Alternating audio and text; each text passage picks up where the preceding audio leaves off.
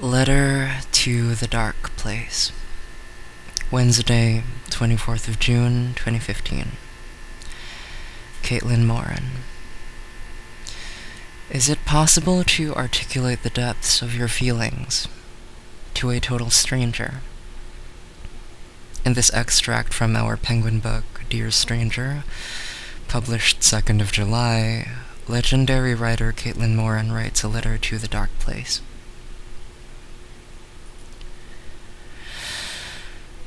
Oh, baby, I know the address to put on this letter.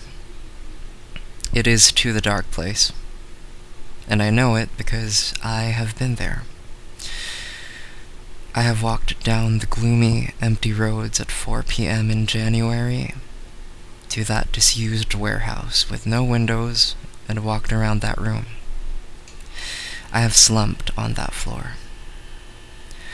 Sometimes I would get drunk there, but it's no place for a party, and the wine soon tastes of vinegar. And anyway, the hangover makes the floor seem harder. As you lie on it, mouthing blankly, "I want to die," into the dust. And it's not like you've totally lost your sense of humor. You will laugh at yourself as you do this. Who's running your internal monologue? This is like the low point in a film where everything is lost for the hero. You will say to yourself, lying face down on the floor, dramatically tear-stained, "This is Frodo and Sam in Mordor. This is Maria von Trapp when the Nazis trap them in the nunnery.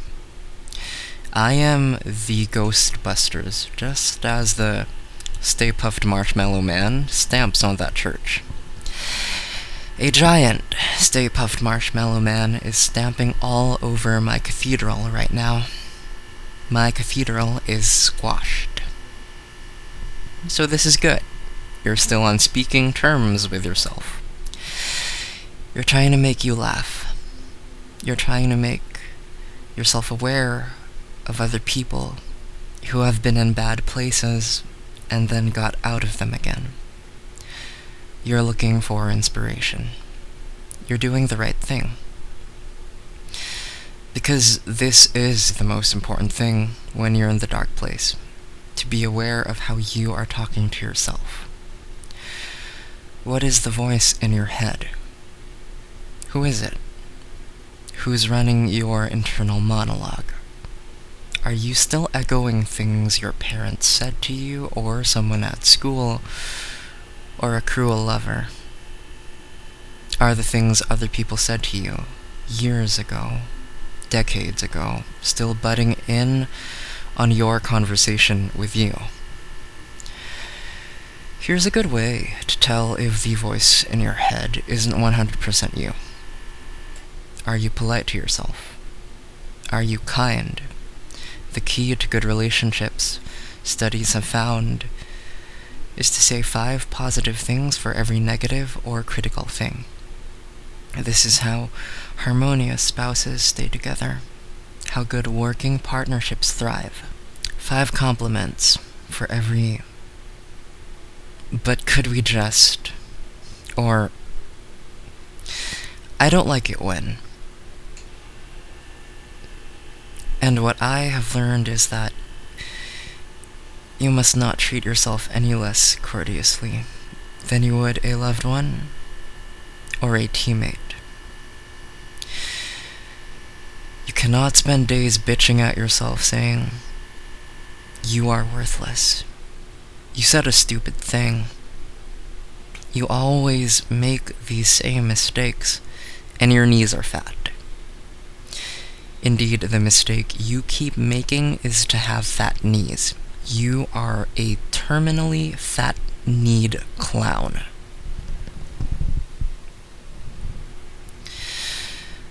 Become your own pet.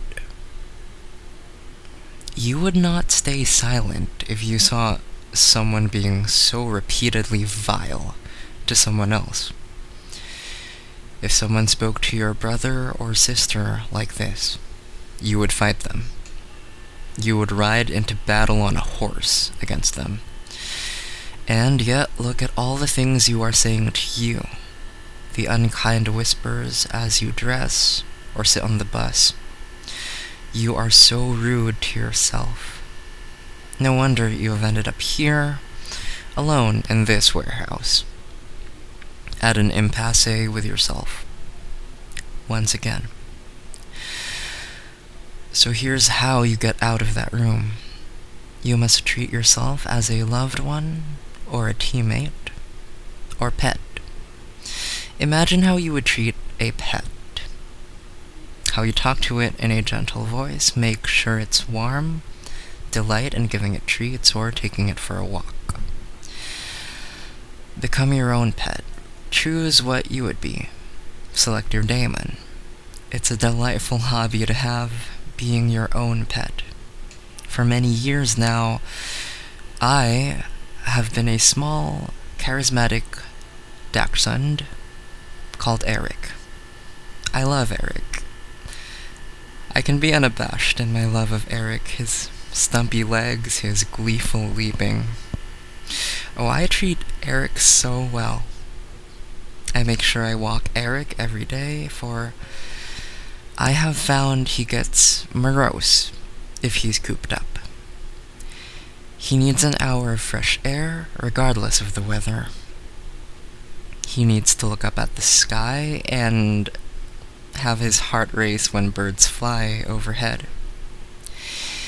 He needs to gallop around a bit, woofing, which I disguise as jogging and going at the top of steep hills. He needs regular meals, and a good night's sleep, and to be stroked, curled up on the sofa, watching musicals. There is always a moment where the door, which we could not find before, opens up. Eric loves jaunty clothes. He's got a red bobble hat and a duffel coat. He feels very dapper in. And whenever Eric gets fraught and thinks he's having a nervous breakdown, I give him a cup of tea and a biscuit. And he almost invariably feels happier. It is amazing over the years how many times you will confuse having a nervous breakdown with just needing a cup of tea and a biscuit. So I always have a big biscuit tin for Eric. And because I am kind to Eric, we do not fear visits to the dark place now, when they come. Although so much less frequently than they used to before we were together. When we are in there, we never stop talking to each other, reminding each other that we have been here before. And there is always a moment where the door, which we could not find before, opens up, and we can walk out again into the sunshine. And we do not fear that we know we'll go there again, because the dark place is not all bad, you know? We learned to trust each other in the dark place. We bonded in the empty place. We've had some quality time there. And we also know why we end up there now. Because depression takes a layer of skin off. So you feel more of the world than most people. But as I explained to Eric, that sentence changes depending on how you say it. We feel more of the world than most people. We feel more of the world than most people. That's amazing. That is why we end up in the dark place.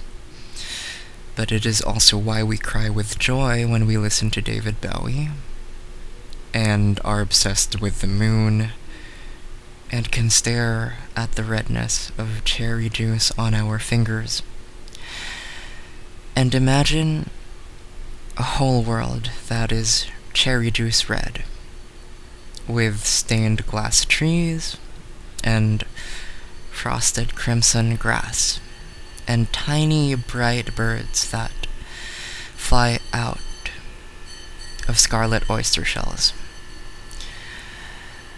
Every day is a fight. The highs are high and the lows are low.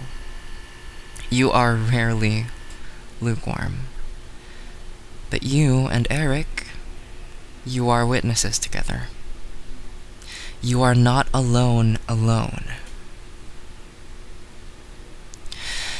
This is an extract from the book Dear Stranger.